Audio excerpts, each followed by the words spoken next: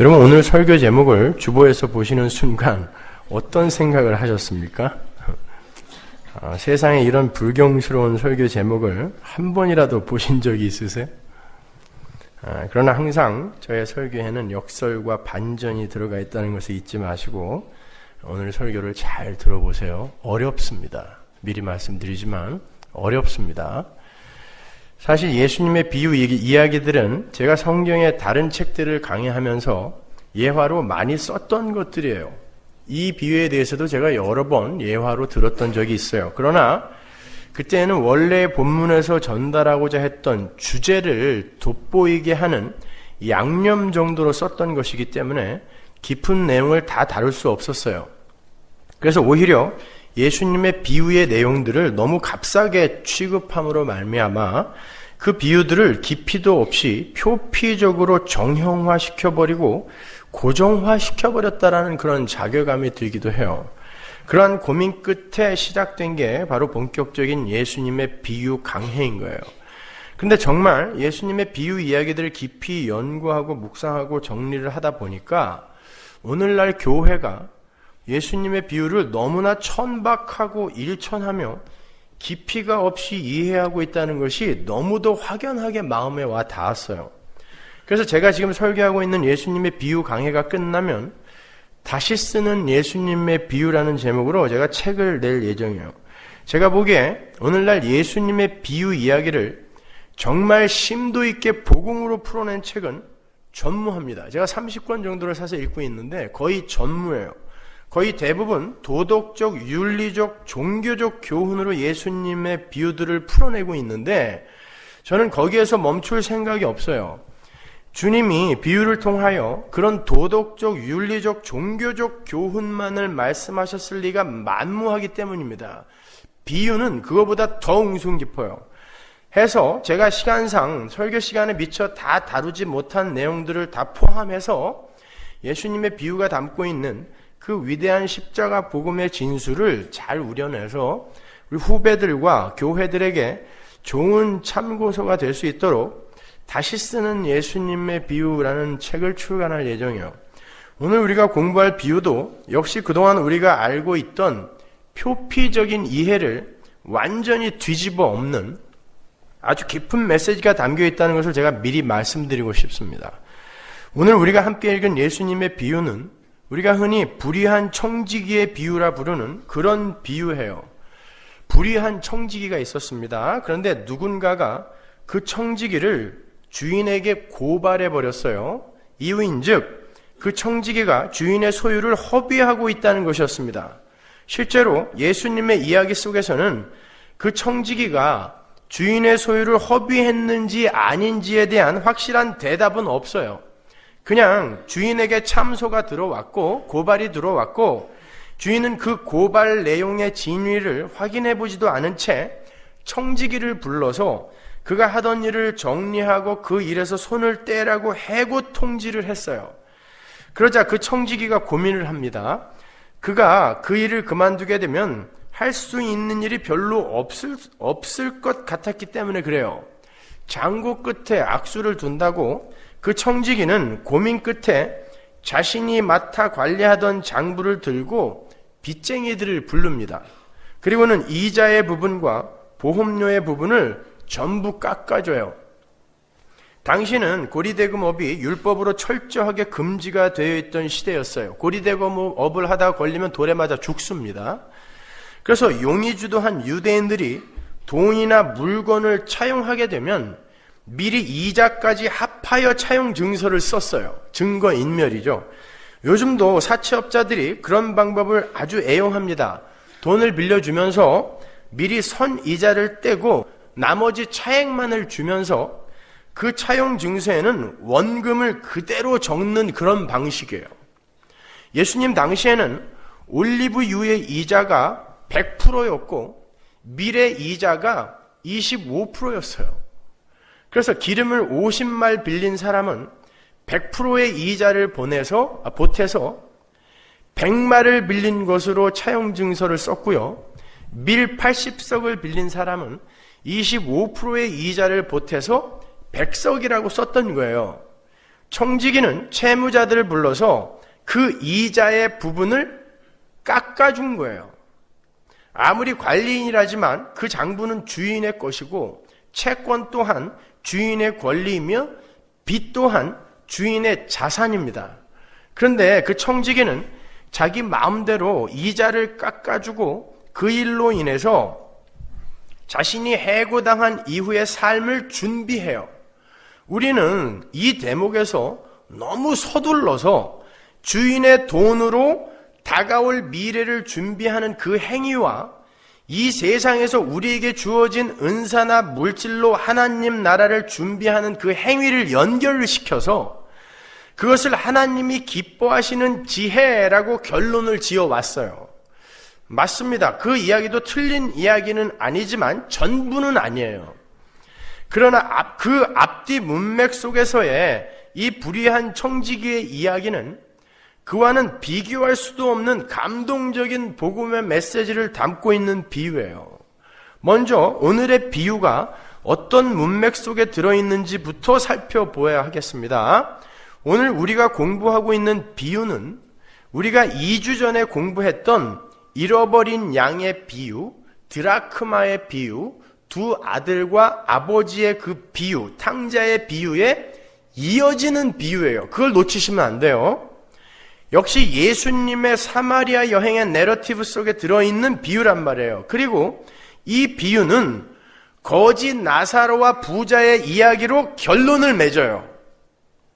저는 예수님께서 누가복음 15장과 16장에 기록된 그 5개의 비유를 연속하여 말씀하셨다는 것에 착안을 해서 이 비유를 다시 해석해 봤어요. 저는 이 비유를 연구하면서 비유의 대가라고 불리는 독일의 루돌프 불투만 있죠. 그 불투만이 이 비유를 가리켜서 이해할 수 없는 이상한 비유라고 말을 했다는 것이 충분히 이해가 갔어요. 불투만은 이 비유를 그냥 넘어갔습니다. 모르겠다는 거예요. 저도 정말 어려웠고 지금까지 수백 편의 설교를 준비하고 강설해 왔지만 이번처럼 머리에 쥐가 나보기는 정말 처음이었어요. 이틀 밤을 제가 꼬박 세우고 오늘 6시가 돼서야 겨우 탈구를 했어요. 아마 성경을 예수와 십자가로 일관성 있게 꿰뚫고 있지 못한 사람들은 오늘 설교가 조금 힘들지 몰라요. 그러나 성경을 예수 그리스도와 십자가로 일관성 있게 뚫고 있는 분들은 굉장히 감격스러운 설교가 될 것입니다. 각설하고 말씀드린 것처럼 이 비유는 예수님께서 연속적으로 말씀하신 5개의 비유 중 4번째 비유예요. 그렇다면 그 5개의 비유는 하나의 맥으로 통하고 있다는 이야기가 되죠? 그런데 우리는 이미 그 5개의 비유 중에 프롤로그와 서론에 해당하는 3가지 비유를 이미 공부를 했어요. 아주 구체적으로. 그렇죠? 거기에서 우리가 초점을 두고 공부했던 게 뭐였습니까? 잃은 양의 비유, 잃은 드라크마의 비유, 탕자의 비유. 거기에서 우리가 초점을 두고 공부한 게 뭐였어요? 회개와 하나님의 선택, 은혜, 긍휼에 관한 거였잖아요. 주님은 나머지 99마리를 버려둔 채 잃어버린 양 1마리를 찾아 나섰던 그 목자 안에 자신을 투영시키시죠. 나머지 99마리는 뭐예요? 내가 회개할 게 없다라고 믿었던 바리새인들을 상징하는 거예요. 그걸 두고 잃어버린 양을 찾아가는 게 예수란 말입니다. 그렇게 당신에 의해 찾아진 그 양의 찾아짐을 회개라는 단어를 써서 품어 안아버려요. 양은 당신이 찾으셨는데 양은 그저 각기 제 길로 간 것밖에 한 일이 없는데 주님은 그 양이 자진하여 회개를 했다라고 인정해 주시는 거예요. 마찬가지로 드라크마의 비유에서도 주님은 찾아진 드라크마를 의인화하여 그 드라크마가 회개를 한 것이라고 가르쳐 주세요. 거기에서 우리는 회개의 정의를 다시 내리게 됐죠. 회개라는 건 자신이 저지른 몇 가지 죄를 유감스럽게 여기면서 거기에 대해 어떤 모양으로든 내가 보상을 하려고 마음을 먹는 그 정도가 아니라 세상의 삶의 방식 속으로, 힘의 원리 속으로 내던져진 당신의 백성들을 찾아 나서신 예수님에 의해서 찾아진 자들이, 좀 더 정확히 말하면 창세전에 하나님에 의해 이미 선택된 자들이 하나님의 나라로 돌아와서 하나님 나라의 삶의 원리로 채색이 되어져 가는 모든 과정을 다 포함하여 회개라고 하는 거예요. 메타노이아. 그런데 그 회개는 하나님 측에서의 선택과 찾으심과 부르심에서 기인한 것이었단 말입니다. 그게 앞에 두 비유에서 우리가 배운 거잖아요.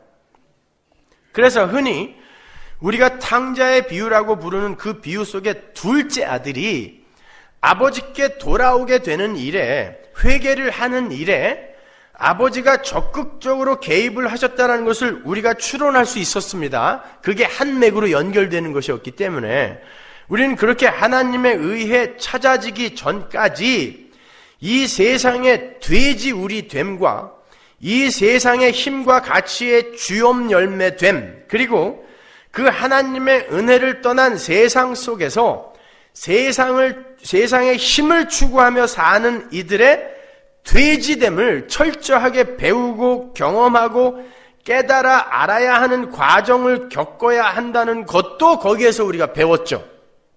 맞습니까? 다 잊어버리신 거예요, 그새? 그러나 우리의 경험상 그렇게 하나님 아버지에 의해 찾아진 다음에도 우리는 그 돼지우리의 삶과 주염 열매의 추구 속에서 쉽게 벗어날 수가 없는 그런 돼지의 삶을 계속 살게 된다는 것을 인정하지 않을 수가 없어요. 아니다라는 사람 한번 손 들어보세요. 난 절대 그렇게 안 살고 있다. 우리는 전부 여전히 돼지의 삶을 삽니다. 주염 열매를 추구하며 돼지우리 속에서 주염 열매 쟁탈전을 하며 살고 있어요. 구원을 얻은 이후에도. 따라서 칼 바르트의 이야기처럼 우리 성도는 매 순간 부름을 받고 있는 거고 매 순간 돼지우리의 삶을 경험하는 것이며 매 순간 구원을 받고 있는 거예요. 그게 구원의 현재 시제입니다.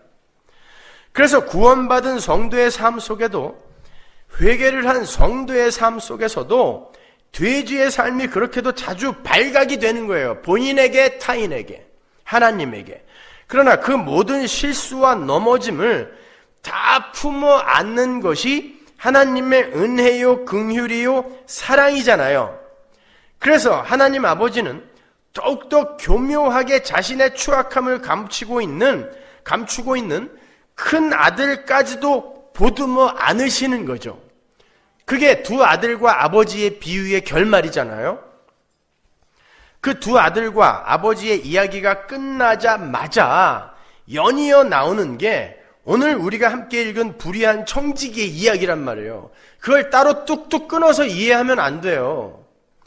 그러한 것이라면 이러한 일관성 있는 내러티브 속에서 갑자기 은혜와 긍휼 그리고 율법과 행위, 그게 대조되어 설명되어지고 있는 이 내러티브 속에서 갑자기 불의한 제물로 친구를 사귀자가 튀어나오면 안 되잖아요. 일관성이 있어야 되지 않습니까? 5 비유가 한 번에 말씀되어진 거니까. 두 아들의 비유에서 그 둘째 아들이 어떻게 살았다 그러죠? 허랑방탕. 여기에서 이 불의한 청지기가 어떻게 살았어요? 주인의 재물을 허비하며 살았어요. 두 단어가 똑같은 단어예요. 디아스코르피조. 예수님이 일부러 똑같은 단어를 써서 이 두 비유의 연관성을 암시하고 계시는 거예요. 그러니까 이 두 비유는 아주 밀접한 연관이 있는 비유란 말입니다. 무언가를 허비하며 살던 이들의 이야기를 교회에게 차근차근 풀어서 설명을 해 주심으로 어떤 교훈을 주고 계시는 거란 말이에요. 따라서 우리는 역시 이 비유 속에서도 하나님의 긍휼과 은혜를 발견해야 되는 거예요. 그것도 한층 점층되어 강조가 되어 있는 바로 그런 은혜. 저는 그동안 이 비유를 설교 속의 예화로 쓰면서 그 이야기 속에 나오는 청지기를 변호하고 감싸기 위해서 무던히 애를 썼었어요. 어떻게 해서든지 그 청지기의 편을 들었어야 했어요. 왜? 주인에게 칭찬을 받았기 때문에 저는 어떻게 해서든지 이 청지기를 변호하고 보호하려고 애를 썼었어요.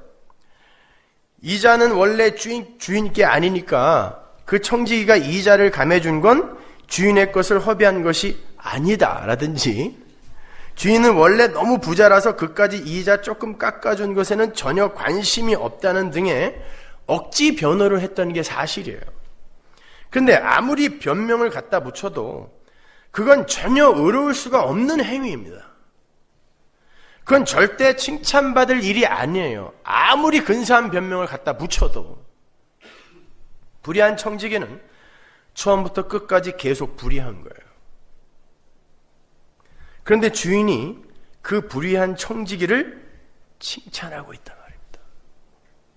우리는 이 비유 속에서 아주 중요한 단어를 발견해요. 본문 8절에 나오는 칭찬이라는 단어입니다. 그 단어는 헬라어 에파이네오를 번역한 것으로 찬양하다, 칭송하다, 기리다 라는 뜻이에요.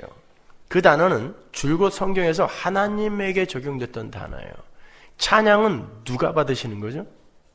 하나님이 받으시는 거예요. 계시록 5장 12절 보세요. 큰 음성으로 가로되 죽임을 당하신 어린 양이 능력과 부와 지혜와 힘과 존귀와 영광과 찬송을 받으시기에 합당하도다 하더라. 누가? 어린 양이. 내가 또 들으니 하늘 위에와 땅 위에와 땅 아래와 바다 위에와 또 그 가운데 모든 만물이 가로되 보좌에 앉으신 이와 어린 양에게 찬송과 존귀와 영광과 능력을 세세토록 돌릴지어다 하니. 영광과 찬송은 누구의 것? 예수의 것입니다.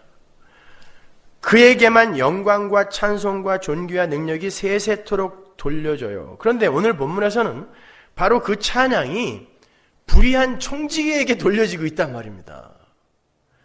뿐만 아니에요. 그 불의한 청지기가 주인에게 지혜롭다라는 칭찬을 받아요. 후쿠마, 지혜라는 단어. 그 지혜라는 단어는 항상 예수님을 은유적으로 표현하는 단어였어요. 후쿠마, 지혜, 그렇죠? 잠언으로 가볼게요. 8장 11절. 대저 지혜는 진주보다 나음으로 무릇 원하는 것을 이에 비교할 수 없음이니라. 나 지혜는, 지혜가 나 지혜는 이라고 마치 사람처럼 이야기하죠. 나 지혜는 명철로 주소를 삼으며 지식과 근신을 찾아 얻나니 여호와를 경외하는 것은 악을 미워하는 것이라. 나는 지혜는이에요. 나는 교만과 거만과 악한 행실과 패역한 입을 미워하느니라. 내게는 지혜는 도략과 참 지식이 있으며 나는 명철이라. 내게 능력이 있으므로. 전부 지혜예요. 나로 말미암아 왕들이 치리하며 백성들이 공의를 세우며 나로 말미암아 재상과 존귀한 자 곧 세상의 모든 재판관들이 다스리느니라. 나를 사랑하는 자들이 나의 사랑을 입으며 나를 간절히 찾는 자가 나를 만날 것이니라. 복음서와 한번 연결해서 생각해 보세요. 이게 누구예요? 나가. 예수님이죠. 지혜. 나는 예수 그리스도예요.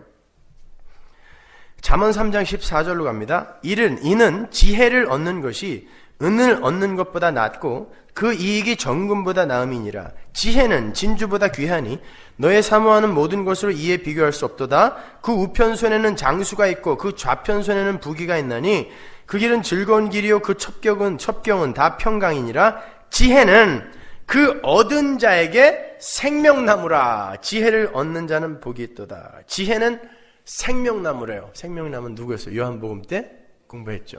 예수 그리스도. 그죠? 따라서 그 불의한 청지기는요, 단순히 주인의 재산을 허비하는 어떤 범법자만을 지칭하는 게 아니라 그 안에 예수 그리스도의 지혜를 담고 있는 상징적인 인물이란 말입니다. 이게 비유라는 걸 놓치지 마세요. 그렇다면 도대체 그 불의한 청지기가 어떠한 모양으로 예수 그리스도와 그분의 지혜를 담고 있는 것인가? 우리가 이 비유에서 예수 그리스도와 하나님의 긍휼을 찾아내기 위해서는 이 비유와 거지 나사로와 그 부자 비유의 사이에 들어있는 밑도 끝도 없이 당혹스럽게 등장하는 예수님의 그 부연 설명에 귀를 기울여야 돼요. 이 비유와 거지 나사로와 그 부자의 비유 사이에 어떤 부연 설명이 잠깐 들어가 있는데 그게 너무 뜬금없이 뜨악한 내용이란 말입니다. 볼까요? 본문 13절. 지 파인이 두 주인을 섬길 수 없나니 혹 이를 미워하고 저를 사랑하거나 혹 이를 중히 여기고 저를 경히 여길 것임이니라. 너희가 하나님과 재물을 겸하여 섬길 수 없느니라. 바리새인들은 돈을 좋아하는 자라. 이 모든 것을 듣고 비유권을 예수께서 이르시되 너희는 사람 앞에서 스스로 옳다 하는 자이나 너희 마음을 하나님께서 아시나니 사람 중에 높임을 받는 그것은 하나님 앞에 미움을 받는 것이니라. 율법과 선지자는 요한의 때까지요 그 후부터는 하나님 나라의 복음이 전파되어 사람마다 그리로 침입하느니라. 그러나 율법의 한 획이 떨어짐보다 천지에 없어짐이 쉬우리라. 무릇 그 아내를 버리고 다른 데 장가드는 자도 간음하며 무릇 버리운 이에게 장가드는 자도 간음함이니라. 그리고 거지 나사로와 부자의 비유가 붙어있단 말입니다. 연결이 되세요? 그러면 여러분이 올라와서 설교하시면 돼요. 이게 이해가 되시면. 왜 갑자기 율법이 나오고 간음이라는 죄가 거론되고 있는 걸까요? 불의한 청지기 바로 뒤에, 거지 나사로와 부자의 비유 바로 앞에. 이 부분을 다리로 하여 19절부터 거지 나사로와 부자의 비유가 이어져요. 그러니까 이 대목은 청지기 비유와 나사로의 비유를 이어주는 아주 중요한 접촉점이자 그 주된 메시지가 이 안에 들어가 있는 거란 말입니다. 이 부분을 이해하기 위해서는 다시 누가복음 15장의 5 비유의 배경으로 돌아가야 돼요. 누가복음 15장 1절로 가보세요. 모든 세리와 죄인들이 말씀을 들으러 가까이 나아오니 바리새인들과 서기관들이 원망하여 가로되 이 사람이 죄인을 영접하고 음식을 같이 먹는다 하더라. 보세요. 이 5 비유들의 주된 청자가 누구예요?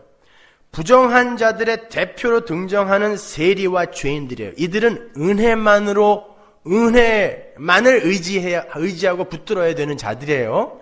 그리고 율법의 대표인 바리새인들과 서기관들이에요. 물론 이야기 도중에 청자가 제자들로 바뀌기는 하지만 그것은 예수님께서 자리를 옮기셔서 제자들에게만 몰래 말씀하셨다는 말이 아니라 제자들로 대표되는 교회에게 말씀하시고자 하는 주된 메시지가 바로 여기에 들어있다라고 악센트를 거기다 주시는 거예요. 그 악센트가 바로 오늘 우리가 본문으로 채택한 그 청지기의 비유란 말입니다. 잘 보세요. 지금의 이야기의 청자이자 그 비유 속의 주인공들이 바로 세리와 죄인 그리고 바리새인과 서기관들이에요. 그들은 하나님의 긍휼과 은혜만을 구할 수밖에 없는 자타가 공인하는 죄인들과 자기들의 의를 의지하며 그 의를 과신하고 과시하고 있는 율법의 대표들이란 말입니다. 지금 누가복음 15장과 16장의 5 비유는 그렇게 하나님의 은혜와 율법을 극명하게 대조하고 있는 거예요. 모든 인간은 하나님의 은혜와 긍휼에만 힘입어 구원을 얻는 것이지 절대 바리새인들처럼 서기관들처럼 자신들의 의와 율법과 행위를 내어놓고 절대 구원에 이룰 수 없다라를 극명하게 대조하고 있는 거란 말입니다.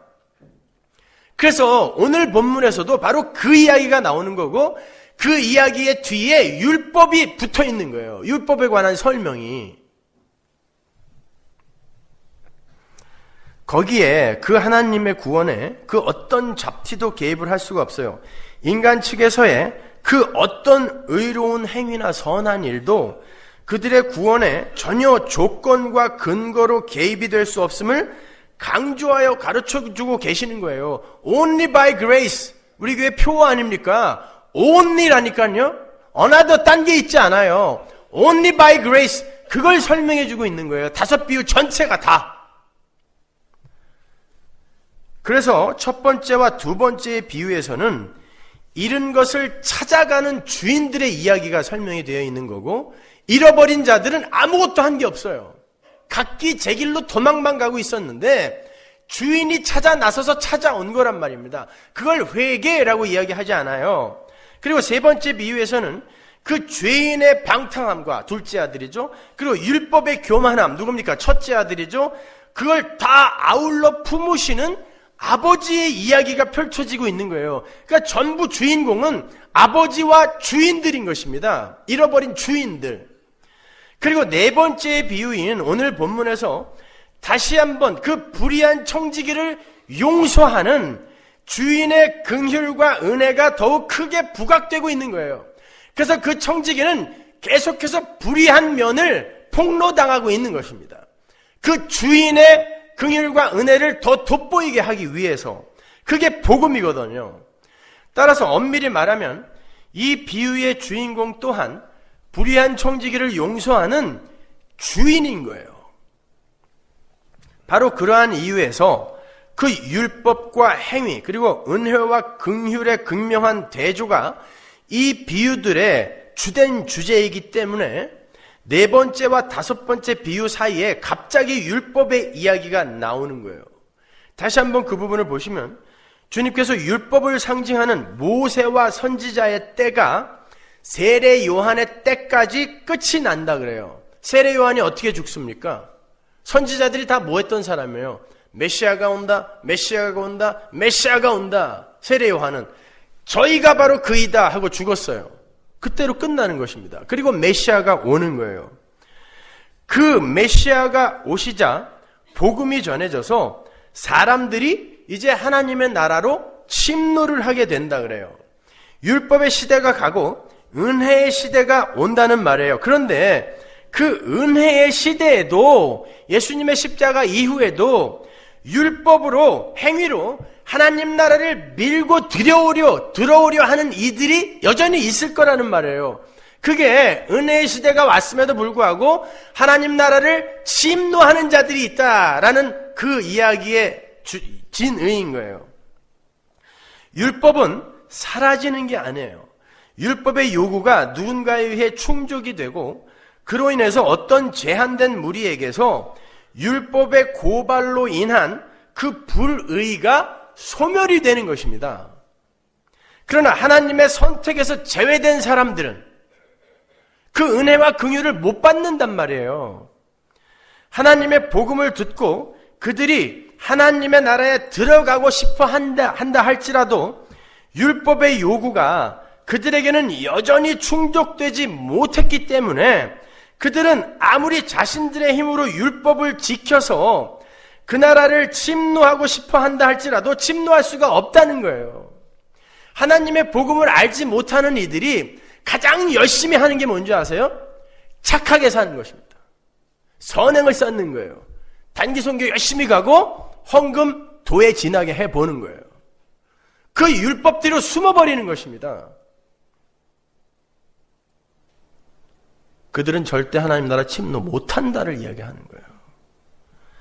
이 다섯 비유들이 시작이 되는 누가복음 15장 서두에서 율법을 상징하는 바리새인들과 서기관들이 세리와 창기와 죄인들을 고발하는 장면이 나오죠. 왜 저런 불의한 이들, 왜 저런 죄인들과 함께 먹습니까? 라고 죄인들을 고발한단 말입니다. 주님은 그들의 고발을 불의한 청지기에 비유해서 다시 한번 반추시켜 설명을 하고 있는 거예요. 그래서 이 불의한 청지기가 고발을 당하고 있는 것입니다.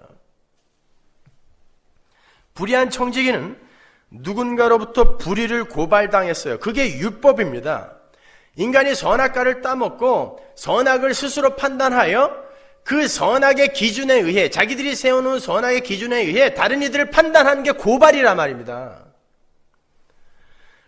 그는 그 율법의 고발로 완전한 죄인으로 판결이 될 판이에요.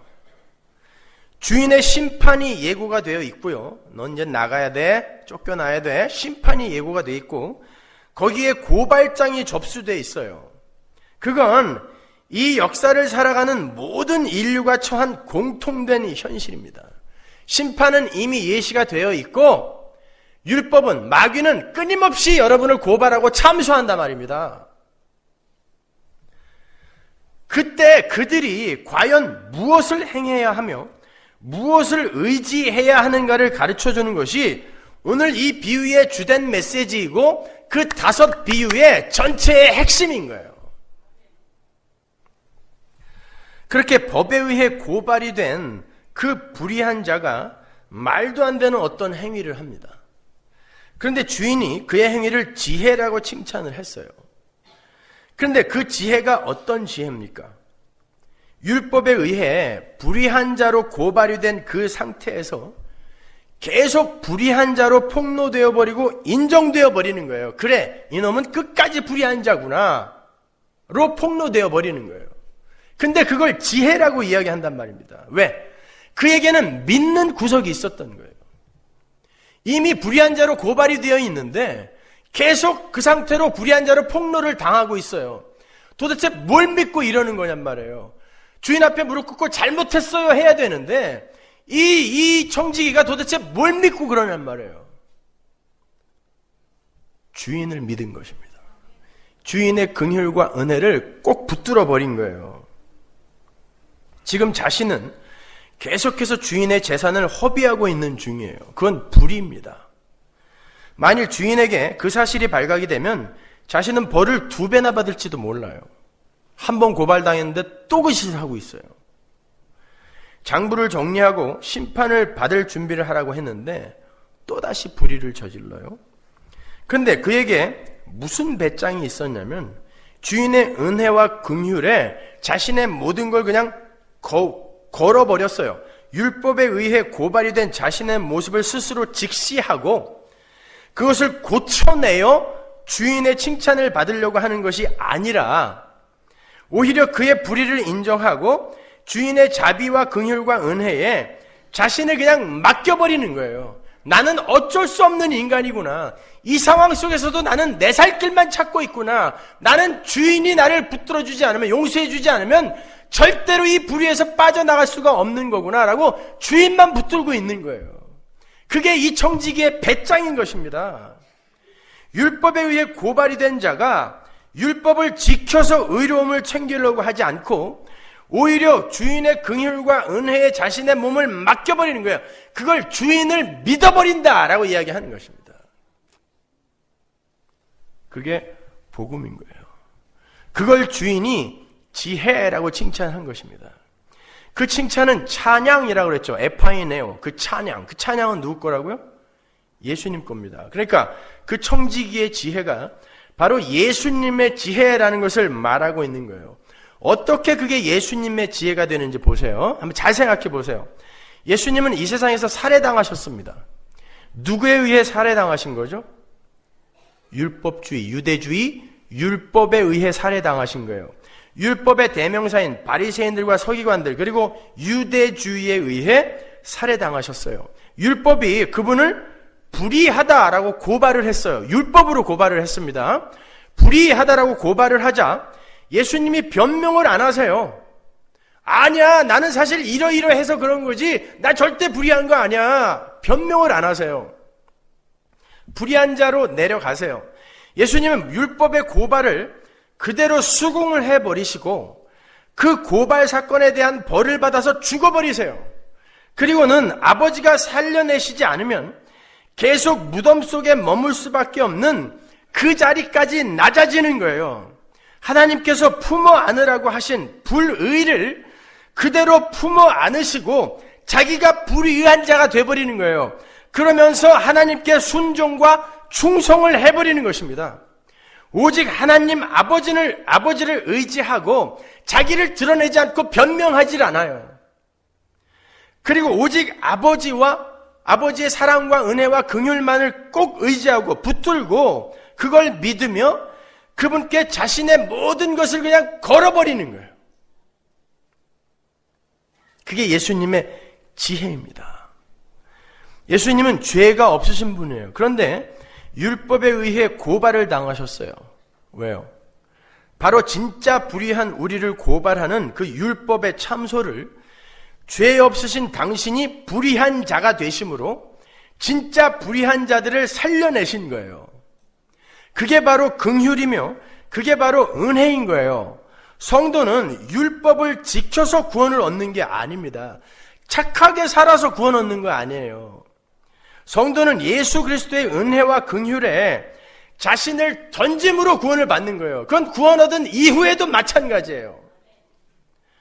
그런데 그렇게 불의한 우리를 건져내시기 위해서 예수님 당신이 불의한 자리로 내려가라는 하나님의 말씀에 충성을 하셨단 말입니다. 너는 내 백성들의 모든 죄를 뒤집어 쓰고 네가 불의한 자가 되어서 그들의 불의를 상쇄시켜라 라는 하나님의 뜻에 주님이 완전히 순종을 하셨다는 말인 거예요. 그건 예수님의 것이 아니죠. 남의 것이에요. 그런데 예수님이 불의한 자가 되어버렸어요.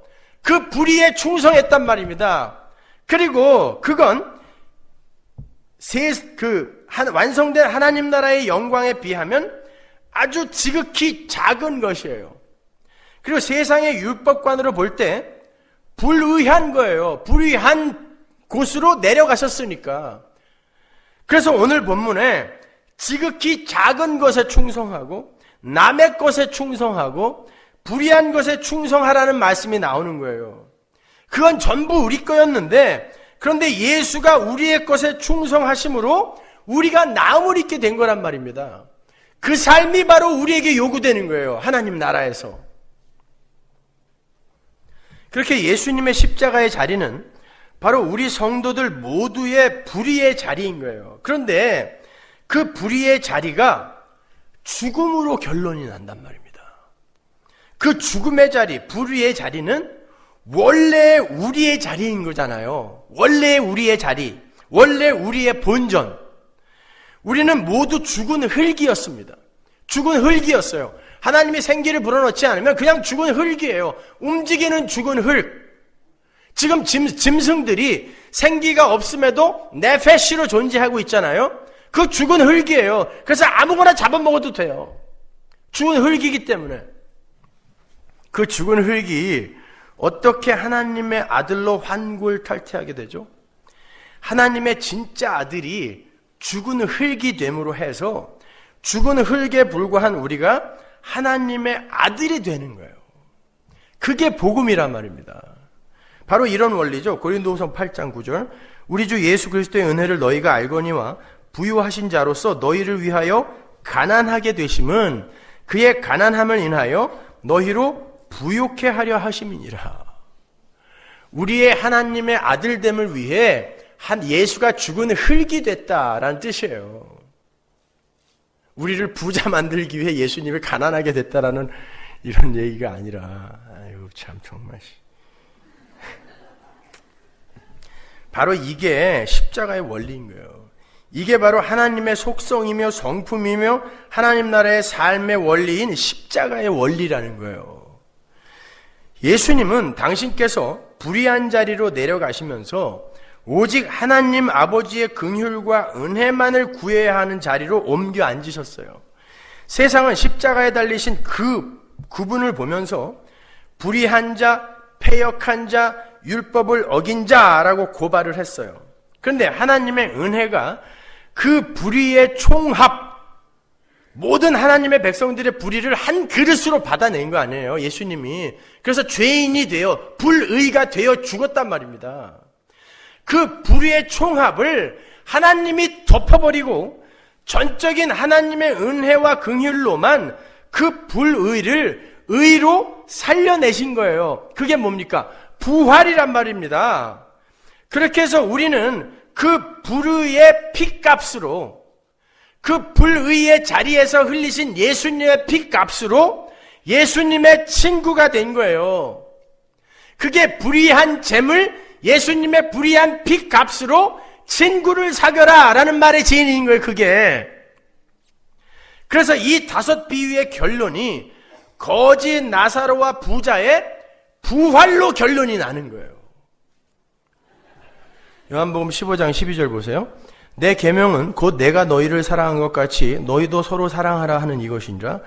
사람이 친구를 위하여 자기 목숨을 버리면 이에서 더 큰 사랑이 없나니 너희가 나의 명하는 대로 행하면 곧 나의 친구라. 이제부터는 너희를 종이라 하지 아니하리니 종은 주인의 하는 것을 알지 못함이라. 너희를 친구라 하였노니 내가 내 아버지께 들은 것을 다 너희에게 알게 하였음이니라. 너희가 나를 택한 것이 아니요 내가 너희를 택하여 세웠나니 이는 너희로 가서 과실을 맺게 하고 또 너희 과실이 항상 있게 하여 내 이름으로 아버지께 무엇을 구하든지 다 받게 하려 함이니라. 보세요. 우리가 예수님의 친구가 되기 위해서는 예수님을 위해 우리의 목숨을 버려야 된다 그래요?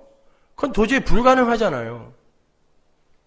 그런데 우리가 예수님의 친구가 되었대요. 어떻게? 예수님이 우리를 친구 삼기 위해 우리를 대신하여 당신의 목숨을 버리심으로 우리가 예수님의 친구가 된 거란 말입니다. 불의한 재물, 불의한 핏값으로 인해서 우리가 예수님의 친구가 됐단 말이에요. 그걸 우리에게 각인시키고 다시 그 삶을 우리에게 요구하는 거예요. 불의한 재물로 친구를 사겨라. 니들이 갖고 있는 돈으로 친구들 많이 사귀어서 나중에 천국 가서 하나님 앞에서 너 변호해달라고 그래. 이 얘기 아니란 말입니다. 딴 가난한 사람들 많이 도와줘서 그 사람들이 나중에 하나님 앞에서 너 칭찬하게 그렇게 해. 이 얘기 아니란 말입니다. 그러면서 한 가지 확인 도장을 찍으시죠. 너희가 내 친구가 된 건 너희가 나를 택한 게 아니라 내가 너희를 택한 거야 라고 이야기하잖아요. 확실하게. 그러니까 예수님은 창세전에 하나님의 선택 안에 들어있던 자들만을 위해서 그들의 불의를 모두 끌어안고 아버지께 충성을 한 거예요. 그게 불의한 재물, 즉 십자가의 핏값으로 친구를 사귄 예수님의 지혜였어요. 그러니까 오늘 비유의 주인은 불의한 청지기의 행위를 칭찬한 게 아니라 그 속에 들어있는 예수님의 지혜, 복음의 비밀을 찬양하고 있는 거란 말입니다. 그놈이 뭘 했다고 찬양을 받아야 돼요? 아니란 말입니다, 여러분. 율법주의자들은 율법에 의해 고발이 되면 그것을 보상하고 회복하려고 애를 써요. 그게 바리새인들과 서기관들입니다. 왜냐하면 율법주의라는 건 아담 안에서 타락을 하여 선악과를 따먹어버린 모든 세상의 죄인들이 쏟아내는 오물들의 집합체예요. 본체예요, 그게. 그들은 자기들에게도 선악의 판단을 할 능력이 존재하며 그 판단된 선악을 자신들의 힘과 노력으로 얼마든지 구별하며 추구하며 살아갈 수 있다라고 자신하죠. 믿어요. 그걸 뭐라 그래요? 죄라고 하지 않습니까? 그게 악이잖아요. 선악과를 따먹은 다음에 제일 먼저 일어나는 게 그거잖아요. 죽은 흙들은 율법에 의해 자신의 죄가 고발이 되면 무조건 주인의 긍휼과 은혜에 자신을 맡겨야 돼요. 스스로는 아무것도 할 수 있는 게 없어요. 죽은 흙이 핏덩이가 뭘 해요? 그렇게 그 자신이 부인이 되면 나는 아무것도 할 수 없는 존재네요, 하나님이라고 그 자신이 부인이 되면 그 안에 잉태된 하나님에 의해 인투전, 뚫고 들어온 새 생명의 삶이 밖으로 조금씩 드러나게 되는 거예요. 내가 착해지는 게 아니라 나는 자꾸 죽은 흙으로 부인이 되는데 내 안에 사는 예수, 갈라디아서 2장 20절, 내 안에 사는 예수가 밖으로 조금씩 드러나게 되는 것, 그게 성도의 선입니다. 율법주의자가 되어서 자신의 힘으로 불의를 의로 회복시키겠다는 것은 허무맹랑한 죄인의 교만일 뿐인 거예요. 그래서 예수님께서도 이 세상에서 당신의 힘을 사용하여 문제를 해결하려고 하지 않으시고 나는 아버지가 시키는 일만 했고 아버지가 시키는 말만 했다라고 이야기하는 거예요. 충분히 능력이 있었는데 예수님도 나는 아버지가 시키는 말만 했고 아버지가 시키는 일만 했다라고 이야기를 하신 것입니다. 그러한 은혜와 긍휼의 반대편에 있는 모든 인간의 교만과 행위와 사고와 시도들을 맘모나스라고 해요. 세상 신의 이름입니다. 맘모나스. 그 맘모나스라는 단어를 개역 성경이 돈, 재물이라고 번역을 한 거예요. 그러니까 그 맘모나스는 단순히 여러분 주머니 안에 있는 그 지폐만을 이야기하는 게 아닙니다. 여러분의 모든 사고 방식, 행위, 삶 전체를 품어안고 있는 거예요. 맘모나스. 그래서 오늘 본문에서도 갑자기 하나님과 재물을 동시에 섬길 수 없다라는 말이 나오는 거예요. 돈에 관한 이야기가 아니란 말입니다. 누가복음 16장 13절 보세요. 지파인이 두 주인을 섬길 수 없나니 혹 이를 미워하고 저를 사랑하거나 혹 이를 중히 여기고 저를 경히 여길 것입니다. 너희가 하나님과 재물을 겸하여 섬길 수 없느니라. 청지기가 불의함을 고발당했어요. 율법에 의해 고발을 당했어요. 그때 이 청지기는 주인의 은혜와 긍휼을 꼭 붙들고 거기에만 자기 목숨을 걸어야 돼요. 그런데 내가 그동안 잘못한 거 내가 다 책임질 거예요. 유다처럼 목매달아 죽는다거나 아니면 그동안 자기가 착취한 것들을 어떻게 해서든지 자기가 갚으려고 애를 쓰는 그 일은 동시에 일어날 수 없다라는 말인 거예요. 은혜와 긍휼과 율법과 행위가 공존할 수 없다라는 것입니다. 인간의 구원에 있어서는 그 둘이 함께 갈 수 없다라는 거예요. 인간 측에서 나오는 그 어떤 것도 하나님의 은혜와 긍휼에 보태어질 수 없어요. 그게 돈과 하나님을 동시에 섬길 수 없다라는 말인 거예요. 그게.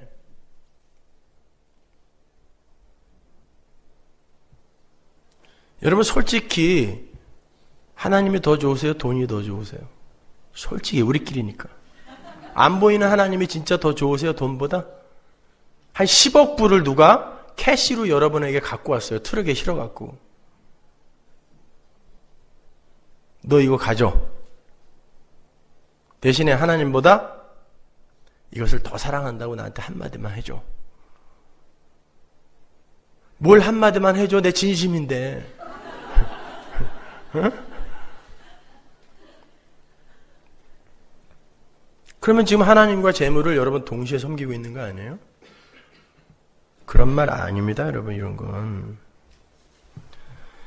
자, 그런 하나님의 은혜와 긍휼만을 의지하는 자들이 어찌 자신의 힘과 판단과 계획과 노력을 의지하여 율법의 고발을 회복하고 충족시켜 보겠다는 시도를 함께 할 수 있느냐는 신랄한 지적인 거예요. 함께 할 수 있겠느냐는 신랄한 지적인 거예요. 그러한 율법주의적 시도는 전부 자기 자신의 가치 향상을 위한 자아숭배적 사고에서 나온 아주 불경한 시도들인 거예요. 내가 고발을 당했어요. 사람들에게 발각당했어요. 쪽팔리면 안 되잖아요. 자아숭배에 빠진 이들은 거기서 절대 쪽팔리면 안 돼요. 그렇기 때문에 자기가 보상해야 됩니다. 그게 유다입니다. 그러나 성도는 거기서 폭로당하는 거예요. 그냥. 그래서 나에게는 예수의 은혜가 필요해. 그래서 예수가 이 땅에 오신 거야. 그리로 가는 거예요. 성도는요. 그게 불의한 청지기였단 말입니다. 선악과를 따먹은 인간은 절대 자기의 위신과 자존심을 버릴 수가 없어요. 그래서 하나님의 영광보다는 자신의 영광을 더 추구하며 살아요. 아담 안에서 태어난 모든 인간이 다 그렇습니다. 요한복음 5장 44절 보세요. 너희가 서로 영광을 취하고 유일하신 하나님으로부터 오는 영광은 구하지 아니하니 어찌 나를 믿을 수 있느냐. 내가 너희를 아버지께 고소할까 생각지 말라. 너희를 고소하는 이가 있으니 곧 너희의 바라는 자 모세니라. 모세를 믿었다면 또 나를 믿었으리니 이는 그가 내게 대하여 기록하였습니다. 그러나 그의 글도 믿지 아니하거든 어찌 내 말을 믿겠느냐 하시느니라. 이게 죄인들의 실존이에요. 그런데 유일한 한 분 예수 그리스도께서 자기의 영광을 다 버리고 하나님이 부르시는 불의의 자리로 자신을 내던진 거예요. 딱 한 분 하나님의 말씀 듣고 아래로 내려가신 분이 예수 한 분입니다. 그래서 그분이 마지막 아담인 거예요. 첫 번째 아담들의 삶을 끝내버리고 새로운 아담의 삶을 여시는 거예요. 거기에는 하나님을 향한 완전한 신뢰와 믿음과 순종과 충성이 담겨 있었어요. 자신의 영광은 모두 다 포기해버렸죠. 빌립보서 2장. 하나님의 말씀에 순종하여 불의의 자리로 자기를 완전히 비우고 스스로 내려가 버리신 거예요. 그러한 하나님의 긍휼과 은혜에 대한 전적인 신뢰와 의뢰, 그걸 예수님의 지혜라고 하는 거예요. 그러나 바리새인들은 철저한 율법주의자들이었어요. 그들은 세상의 힘을 의지했고 세상에서의 힘과 가치를 숭앙했습니다. 그래서 그들은 절대로 자신들이 비하되고 낮아지는 일을 참지 못했어요. 그래서 늘 다른 이들과 비교한 거예요. 왜 쟤들과 밥 먹어요? 저런 나쁜 놈들, 불의한 놈들과 왜 밥 먹어요? 그런 것입니다. 그들이 바로 마귀의 자식들인 거예요. 예수님이 그랬잖아요. 네 아비는 마귀다. 이 사단 새끼더라 그랬어요. 사단의 새끼더라. 그들은 자신들을 높여주지 않는 신은 아무 때나 십자가에 못 박아 죽일 준비가 되어 있는 자들입니다. 오늘날 교회가 바로 이런 모습 아닙니까? 자기가 원하는 거 안 주면 언제든지 그 하나님을 그 자리에서 파이어 시켜버려요. 떠나버립니다. 나를 높여주지 않으니까, 내가 원하는 거 안 주니까 늘 원망해요. 그래서 본문 14절과 15절이 그 바리새인들을 이렇게 묘사하는 거예요. 14절, 바리새인들은 돈을 좋아하는 자라. 이 돈이 뭐라 그랬어요? 은혜와 긍휼 반대편에 있는 모든 인간들의 사고와 행위. 돈을 좋아하는 자라 이 모든 것을 듣고 비웃거늘 예수께서 이르시되 너희는 사람 앞에서 스스로 옳다 하는 자이나 너희 마음을 하나님께서 아시나니 사람 중에 높임을 받는 그것은 하나님 앞에 미움을 받는 것이니라. 정확하죠? 맘모나스, 세상 신. 그렇게 맘모나스를 좋아하는 자들, 율법주의자들은 사람들에게 높임을 받고 싶어하는 자아숭배교에서 벗어나지 못한 우상숭배자들이라는 거예요. 따라서 여러분 이 세상에서 너무 착하게 산 사람들을 그냥 막무가내로 존경하지 마세요. 그들이 뭘 목적으로 그렇게 살았는지는 아무도 모르는 거예요.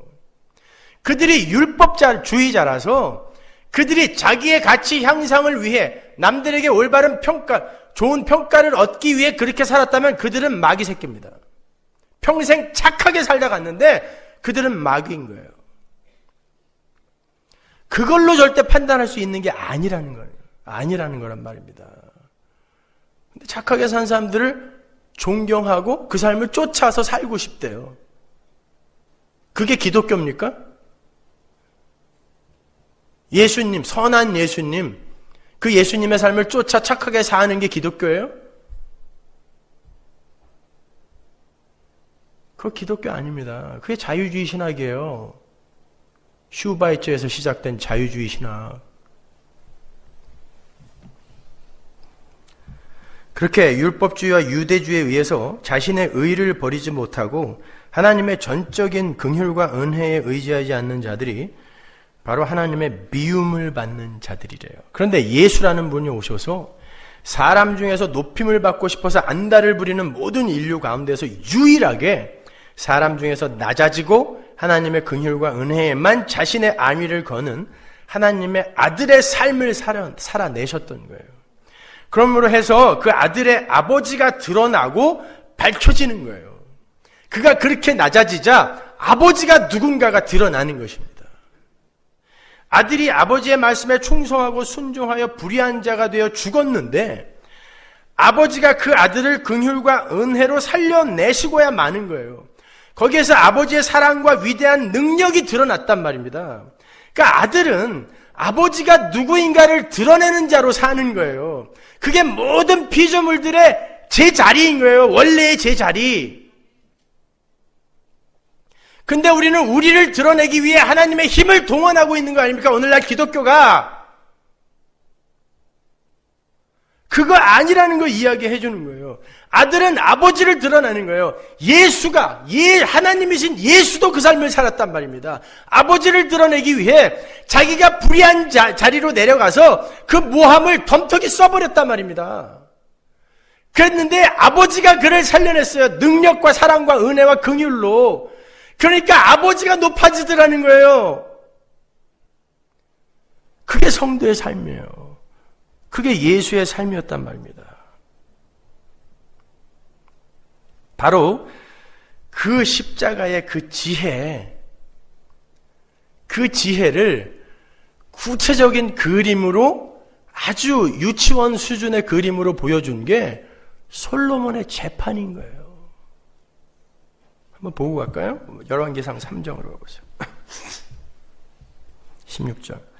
때에 차은기 2계집이 왕에게 와서 그 앞에 서며 한 계집은 말하되 내 주여 나와 이 계집이 한 집에서 사는데 내가 저와 함께 집에 있으며 아이를 낳았더니 나의 해산한 지 3일에 이 계집도 해산하고 우리가 함께 있었고 우리 둘 외에는 집에 다른 사람이 없었나이다. 그런데 밤에 저 계집이 그 아들 위에 누움으로 그 아들이 죽으니 저가 밤중에 일어나서 계집 중 나의 잠든 사이에 내 아들을 내 곁에서 가져다가 자기의 품에 누이고 자기의 죽은 아들을 내 품에 누였나이다. 미명에 내가 내 아들을 젖먹이려고 일어나 본즉 죽었기로 내가 아침에 자세히 보니 내가 낳은 아들이 아니더이다 하며 다른 계집은 이르되 아니라 산 것은 내 아들이요 죽은 것은 내 아들이라 하고 이 계집은 이르되 아니라 죽은 것이 내 아들이요 산 것이 내 아들이라 하며 왕 앞에서 그와 같이 쟁론하는지라. 왕이 가로되 이는 말하기를 산 것은 내 아들이요 죽은 것은 내 아들이라 하고 저는 말하기를 아니라 죽은 것이 내 아들이요 산 것이 내 아들이라 하는도다 하고 또 가로되 칼을 내게로 가져오라 하니 칼을 왕의 앞으로 가져온지라. 왕이 이르되 산 아들을 둘에 나누어 반은 이에게 주고 반은 저에게 주라. 그 산 아들의 어미 되는 계집이 그 아들을 위하여 마음이 불붙는 것 같아서 왕께 하려 가로되 청컨대 내 주여 산 아들을 저에게 주시고 아무쪼록 죽이지 마옵소서 하되 한 계집은 말하기를 내 것도 되게 말고 네 것도 되게 말고 나누게 하라 하는지라.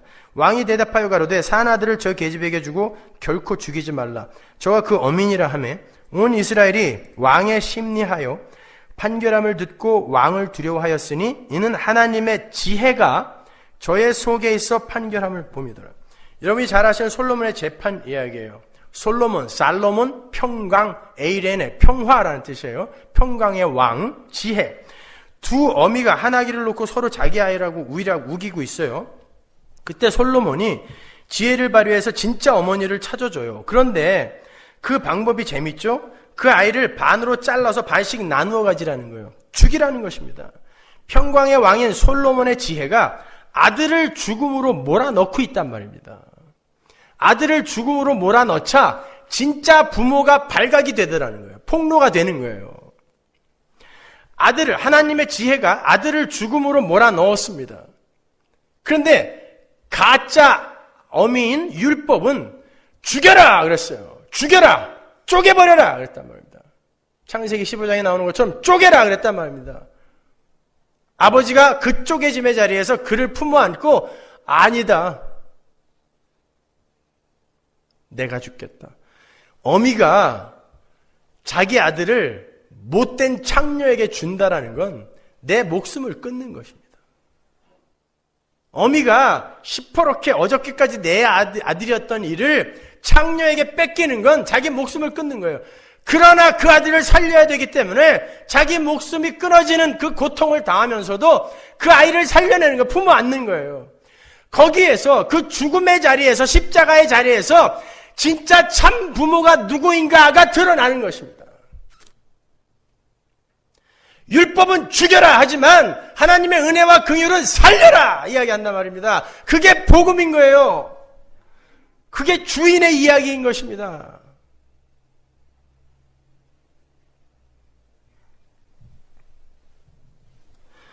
자식이 그가 온 원래의 자리, 그 핏덩이의 자리, 자궁의 자리, 즉 그 죽음의 자리로, 무력한 자리로 내몰리자 진짜 그의 부모가 누구인지가 드러나게 되는 것. 그래서 예수가 그 자리로 내려간 거고 우리가 우리의 인생 속에서 자꾸 그 자리로 내려가는 거예요. 그럼에도 불구하고 니네 아버지가 누군 줄 알아? 너는 반드시 그 자리에서 살려낼 거야를 보여주는 거예요. 그래서 때때로 여러분이 그렇게 불의한 자로 폭로가 되기도 하는 거고 예수 믿고도 아직도 그 모양이야 라는 소리를 듣는 것입니다. 그러나 그 자리에서 하나님이 여러분을 품어 안는 그 은혜와 사랑과 긍휼, 그것을 세상에 보여주고 싶은 거예요. 너희들은 율법으로 저를 저렇게 못난 자로, 못된 자로, 나쁜 놈으로 규정하지만 나는 살려낼 것이다라는 것입니다. 성도는 이 땅에서 착한 자가 되는 게 아니라 아버지가 누군가를 드러내는 거란 말입니다. 그게 복음을 아는 자인 거예요. 우리 모든 성도들의 원래 자리가 어디예요? 죽은 흙이에요. 티끌, 거기에서 만들어진 거잖아요. 죽은 흙의 자리. 그래서 우리는 이 세상에서 변함없는 죽은 흙의 삶을 살아요. 구원을 얻은 후에도 도무지 산자처럼 살기가 쉽지 않습니다. 그래서 수시로 우리는 죽은 흙의 삶을 살아요. 그러나 창세전에 우리를 선택하신 우리 아버지는 그 율법의 참소를 묵살해 버리셔요. 이미 당신의 아들 안에서 그 모든 참소를 다 해결해 버리셨기 때문이에요. 그리고는 긍휼과 은혜로 우리를 덮어서 살려내시는 거예요. 그게 진짜 우리 아버지인 거예요. 진짜 우리 아버지. 아들을 살려내기 위해 자기 목숨을 주는 진짜 우리 아버지. 여러분, 구약에서 쓰인 그 수많은 긍휼이라는 단어가 라함이라는 단어거든요. 히브리어 라함. 그 라함이라는 단어가 자궁이란 뜻이에요. 자궁. 그러니까 하나님의 긍휼을 입어서 하나님의 자녀가 된 우리 성도는 하나님의 자궁으로부터 긍휼로 잉태된 자들이라는 거예요. 우리는 죽을 수밖에 없는 그 자궁 속의 핏덩이들이었어요. 자궁 속에 들어있는 자는 그냥 핏덩이에 전혀 무력한 자예요. 아무것도 할 수 없는 무력한 자. 그런 죽은 흙이었는데 하나님의 자궁에서 긍휼을 입어 하나님의 자녀로 아들로 태어난 겁니다. 출산이 된 거예요. 우리가 우리 인생을 통하여 그 자궁 안에서의 그 핏덩이의 모습을 드러낼 때마다, 그 라함의 모습을 드러낼 때마다 그 위에, 그 자궁의 삶 위에 아버지의 긍휼 역시 라함이 덮어버리는 거예요. 우리의 핏덩이의 자리로 예수가 내려갔어요. 무력한 자리, 자궁의 자리로 내려갔더니 그 위에 긍휼 라함이 덮어버리는 것입니다. 그걸 복음이라고 하는 거예요. 그래서 바울은 죄가 있는 곳에 은혜가 더욱 크게 임한다라고 이야기를 한 것입니다. 그 은혜의 자리, 긍휼의 자리를 예수님의 십자가가 그대로 재현해서 보여주고 있는 거예요. 아버지에게 충성하느라 이 세상에서 가장 큰 죄인으로 몰려 죽은 흙이 되어버리신 예수님. 우리 죽은 흙들의 원래 자리로, 그 자궁의 자리로 예수님이 내려가시자 거기에 긍휼과 은혜가 부어져서 라함, 긍휼과 은혜가 부어져서 거기에서 그분의 아버지가 누구인가가 드러나게 되는 거. 우리 아버지는 이런 분이구나. 기독교는 뭐라고 했어요? 하나님의 자기 계시, 하나님에 대한 올바른 지식. 이게 기독교예요. 기독교는 하나님의 자기 계시란 말입니다. 그 하나님을 배우고 하나님을 아는 거예요. 그걸 기독교라고 하는 거예요. 근데 개뿔이나 성경을 하나도 모르면서 배울 생각도 안 하고 궁금해하지도 않아. 그리고 무조건 안수기도 받아서 이 땅에서 잘 먹고 잘 살자는 거예요. 그게 마귀 새끼라니까요. 예수님이 한 말이란 말입니다. 예수님이. 우리 아버지가 그 불의의 총체를 긍휼로 덮어 부활로 살려내셨어요. 그게 하나님 아버지예요. 따라서 우리 성도는 구원을 받은 이후에도 수시로 죄인된 자신의 모습을 폭로당하게 되어 있어요. 여기 와서 쇼하지 마세요. 여러분이 어떤 존재인지 여러분이 가장 잘 알잖아요. 여기 와서 연극하지 마세요. 성경책 심장 가까이 1cm 들고 다닌다고 속지 않습니다. 그냥 폭로당하세요. 율법을 잘 지켜서 착하고 훌륭하게 살아내요. 아버지 앞에서 떳떳한 자가 되는 것이 성도의 성화가 아니라 계속 죽은 흙의 삶을 토해내면서 우리의 불의를 폭로당하는 가운데 아버지의 은혜와 긍휼을 경험하며 그분을 드러내는 게 성도의 성화예요. 거기에서 진정한 항복과 충성과 순종이 나와요. 그게 진짜입니다. 그 전까지는 계속해서 여러분은 스스로에게 실망하고 절망할 겁니다. 정리를 해볼까요? 예수님께서 우리의 자리, 죽은 흙의 자리, 핏덩이의 자리, 그 자궁의 자리로 내려가셨어요. 그건 율법에 의해 정죄된 자리고 고발된 자리예요. 율법은 그를 고발하며 죽이라고 그래요. 결국 그분을 죽여버리죠. 그게 솔로몬의 재판에서 나온 가짜 엄마예요. 죽여라. 상관 안 하겠다는 거예요. 죽여라. 나는 죽이는 데 목적이 있으니까. 근데 진짜 어미이신 하나님께서 그분을 긍휼과 은혜로 살려내시는 거예요. 거기에서 예수님의 친구인 교회가 탄생되는 거예요. 불의의 제물로 친구를 사겨라. 이해가 가세요?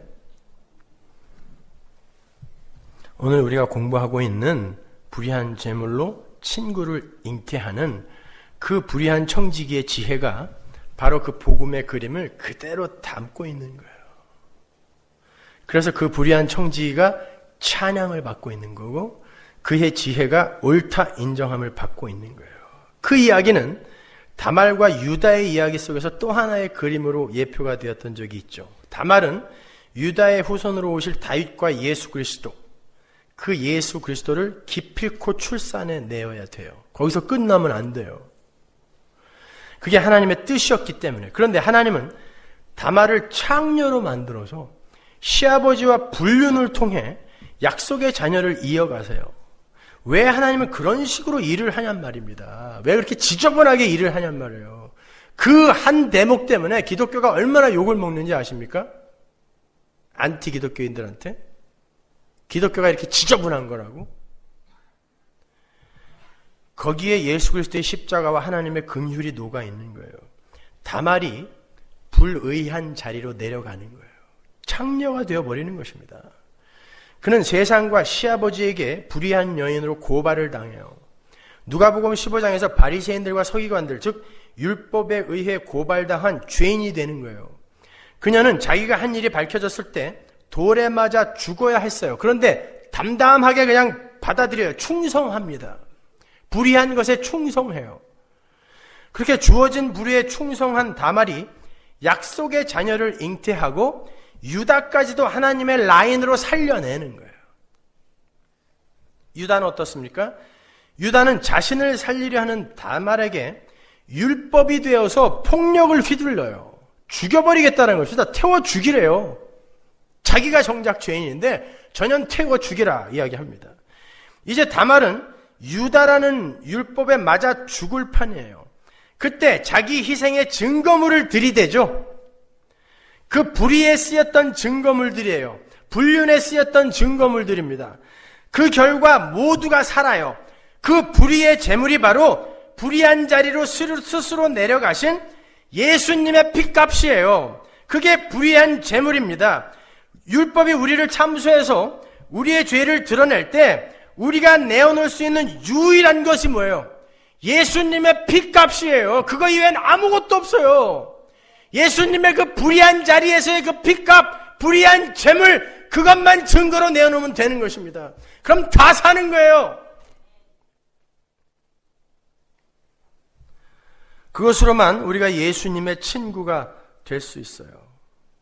우리는 모두 남편이신 하나님의 품을 떠나 세상과 간음하던 자들이었어요. 우리 남편이신 하나님보다 세상이 더 좋으니까. 내 자식이 더 좋고, 돈이 더 좋고, 내 가정이 더 좋고, 내 명예가 더 좋아요. 내 직장이 더 좋습니다. 그게 간음이에요. 그게 유대주의입니다. 그게 율법주의예요. 율법입니다, 그게. 근데 만군의 주 성자 예수께서 죄인의 몸과 연합을 하셨어요. 그 순결하신, 그 고결하신 예수님이 죄인의 몸과 연합하셨어요. 인카네이션. 하나님의 불륜입니다. 하나님이 그 불의한 자리로 내려앉으셨단 말입니다. 그게 하나님의 불륜입니다. 그게 십자가인 거예요.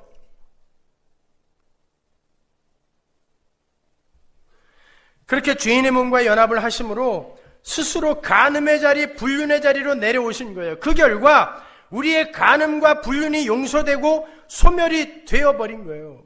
왜 오늘 본문 마지막 절이 간음의 이야기로 결론을 맺고 있는지 이제 아시겠죠? 바로 그 예수님의 십자가, 예수의 그 불륜의 자리가 우리의 구원이 된 거예요. 그리고 그 이야기를 미리 예표하고 있었던 게 다말과 유다의 이야기예요. 그래서 그 불의한 다말을 유다가 네가 의롭다라고 이야기하는 거예요. 네가 의롭다. 시아버지와 불륜 저질러서 애 낳은 게 뭐가 의로운 거예요. 그러나 그런 현상만 보지 말고 그 안에 담겨진 하나님의 지혜를 보라는 말입니다. 그 불의가 의로 판명이 된단 말입니다. 하나님은 그렇게 예수님의 은혜와 긍휼로 친구가 된 성도의 삶 속에서 똑같이 그 순종의 삶, 충성의 삶, 자기를 비우고 손해보는 삶, 모함을 당하는 삶, 해를 입는 삶, 그러한 율법에 의해 불의로 정죄되는 그런 연약한 삶을 격발해 내심으로 말미암아 우리에게 친구를 허락하시는 거예요. 그걸 전도라고 하는 것입니다. 그게 자기 부인 아닙니까? 우리의 삶 속에서 하나님의 그 삶을 격발해낼 때 당황하지 말라는 거예요. 그러니까 여러분 스스로 그 자리로 내려가라는 게 아니라 하나님이 끌고 내려가십니다. 반드시. 그때 당황하지 말란 말이에요. 그때 하나님을 원망하지 말란 말입니다. 그게 불의한 제물로 친구를 사귀라는 어구 안에 들어있는 풍성한 주님의 메시지인 거예요. 예수님의 핏값으로 우리의 자기 부인으로 친구를 사귀라는 거예요. 그렇게 성도는 남의 것에 충성하여 자기 것을 얻는 그 불의의 제물에 충성하여 참된 것을 얻는 역설의 사람들인 거예요. 예수가 그렇게 살다 가신 것처럼. 그러나 그게 진짜 은혜로운 삶이고 그게 진짜 지혜로운 삶이며 그게 진짜 하나님 나라의 삶의 원리인 거예요. 따라서 우리는 우리에게 허락된 이 세상의 힘과 가치와 모든 에너지를 친구를 사귀는 일에 올인해야 하는 것이라는 이 비유의 표피적 해석도 틀리지 않은 해석이라고 말씀을 드렸던 거예요. 그런데 예수님의 십자가라는 과정을 다 빼먹고 서둘러 그런 도덕적 결론만을 취하는 건 올바른 성경 해석이라 할 수 없단 말입니다. 그렇게 평생 못 살 수도 있어요. 그리고 마지막에 가서 하나님 없었으면 저 큰일 날 뻔했군요. 그렇게 갈 수도 있어요. 그러나 보편적이고 일반적인 열매는 이렇게 맺혀지게 되어 있다는 것입니다. 반면에 이른 양의 비유에서 회개할 것이 없는 자들로 표현이 되었던 그 율법의 사람들, 바리새인들은 자신들이 빛의 아들들이라 생각하며 자신들의 위상만을 위해서 살잖아요. 그들보다는 세상의 아들들이라 불리는 세리나 창기, 죄인들에게 임하는 예수 그리스도의 지혜가 훨씬 지혜로운 거예요. 그래서 주님도 세상의 아들들의 지혜가 빛의 아들들이라 자처하는 율법의 지혜보다 더 지혜로운 것이다 라고 말씀하셨던 거예요. 그렇게 우리는 긍휼에 의해서 구원을 얻은 자들이고 긍휼에 의해 친구를 사귀는 자들인 거예요. 그래서 이 긴 비유의 이야기를 결론 짓고 있는 거지 나사로와 부자의 비유에 보면 거기에 긍휼이라는 단어가 결론으로 등장하는 거예요.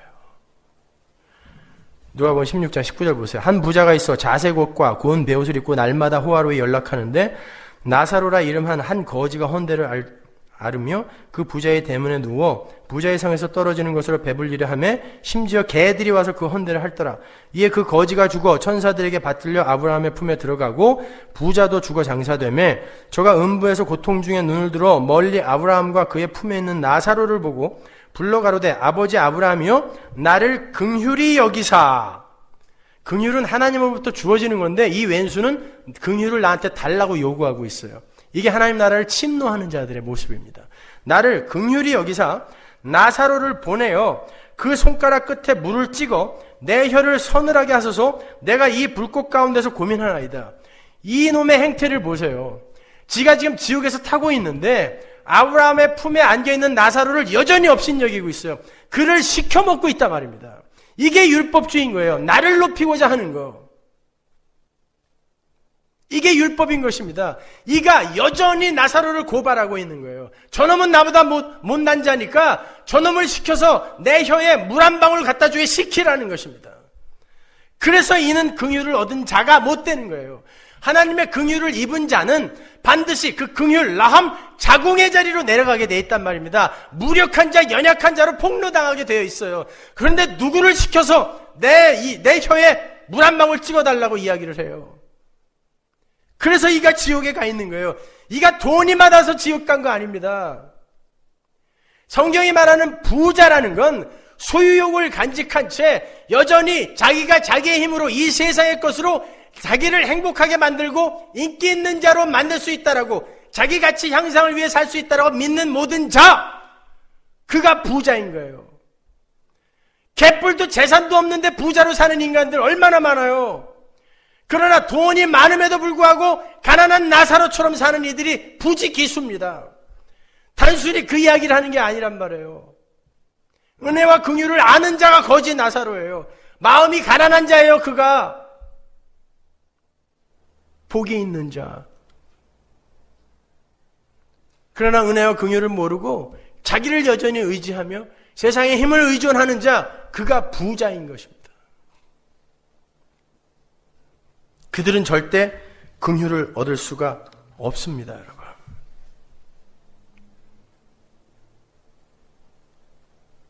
그 부자가 뭐라 그래요? 죽은 나사로를 내려보내서 내 형제들을 회개케 해달라 그래요. 기특한 부탁 같지 않아요? 지금까지 우리가 공부한 게 뭐였어요?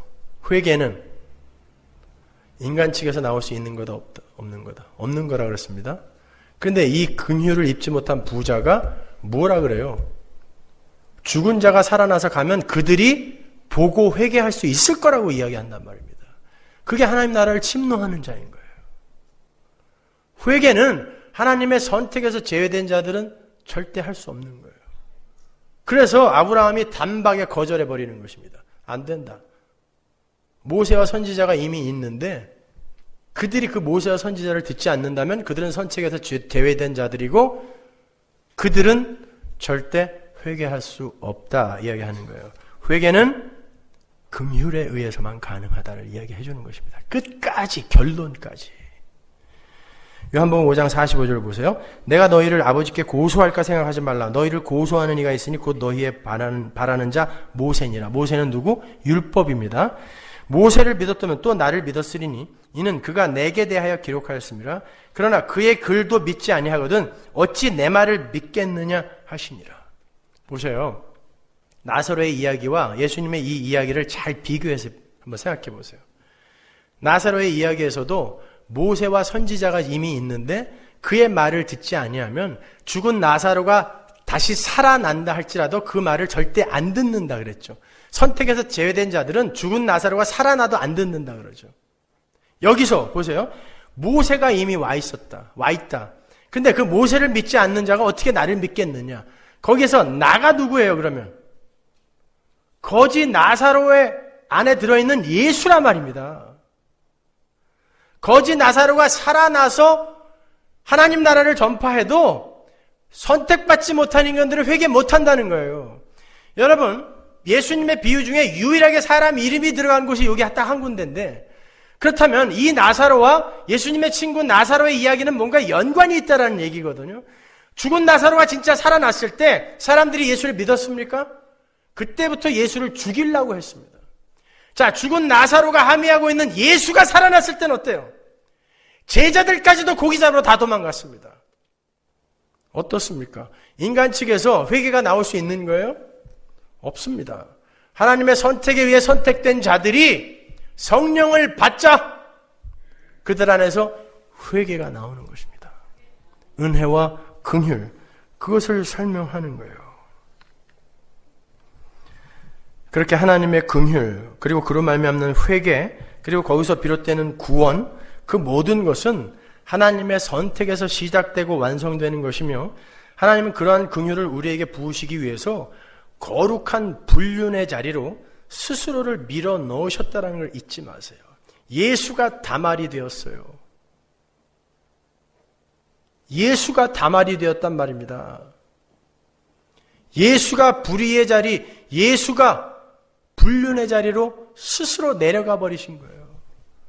그리고는 이 불의한 자들을 당신의 친구로 하나님의 아들로 출산해 내신 거예요. 따라서 우리는 이 땅에서 어떻게 살아야 돼요? 역시 하나님이 불의한 자리로 몰아내시면, 연약한 자리, 당하는 자리, 섬겨주는 자리로 밀어내시면 거기에서 순종하고 수긍하며 그냥 살면 되는 거예요. 그게 불의한 재물에 충성하는 거예요. 작은 것에 충성하는 거예요. 여러분의 일이 잘 안 되세요? 그때에 하나님은 내 목적과 계획이 이렇게 있는데 왜 나에게 이렇게 간섭하지 않으실까가 아니라 수긍하고 받아들이고 그 현실에 순종해버리는 거예요. 충성해버리는 거예요. 이 상황 속에서도 하나님은 나를 선한 것으로 인도해 가실 거야. 믿어버리는 거예요. 그냥 맡겨버리는 거야, 나를. 거기에 예수의 지혜가 있는 것입니다. 내가 나를 바라볼 때 도저히 이건 예수 믿는 자 같지가 않아. 50년 예수 믿었는데 여전히 똑같아. 폭로 당하세요. 괜찮습니다. 그러나 그 자리에서 이것도 덮어버리는 하나님의 은혜와 긍휼을 여러분이 알고 있는가 돌아보시란 말이에요. 그걸 진짜 배우셨냐고요, 여러분이. 그걸 진짜 알고 계시냔 말입니다. 그 풍성한 하나님의 은혜의 그 크기를 진짜 알고 계시냐고요. 교회는 바로 그걸 배우는 곳이에요. 근데 서로 자기를 드러내려고 하니까 이렇게 쌈박질들이 난무하는 거예요, 교회 안에서.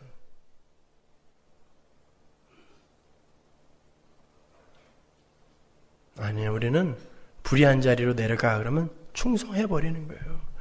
예수님의 불륜, 부정한 성도의 삶. 그게 어떤 역설적인 의미를 담고 있는지 아시겠습니까? 예. 그걸 잘 아시는 분들은 절대 이 세상에서 자기가 죽은 흙으로 라함, 긍휼, 자궁의 자리로 한 발 한 발 내려가고 있는 이들은 절대 자기 자신만을 위해서 하나님 주신 힘과 재물과 에너지를 그렇게 인색하게 쓰지 않습니다. 그것들이 제자리를 찾게끔 잘 나누시고 그렇게 사시는 거예요. 불의한 청지기의 비유 안에 들어있는 예수 그리스도의 십자가, 불륜의 하나님, 불의한 성도, 그 의미를 아시겠습니까? 잘 이해가 안 가시는 분은 가셔서 CD를 10번 이상씩 들으세요. 아셨죠?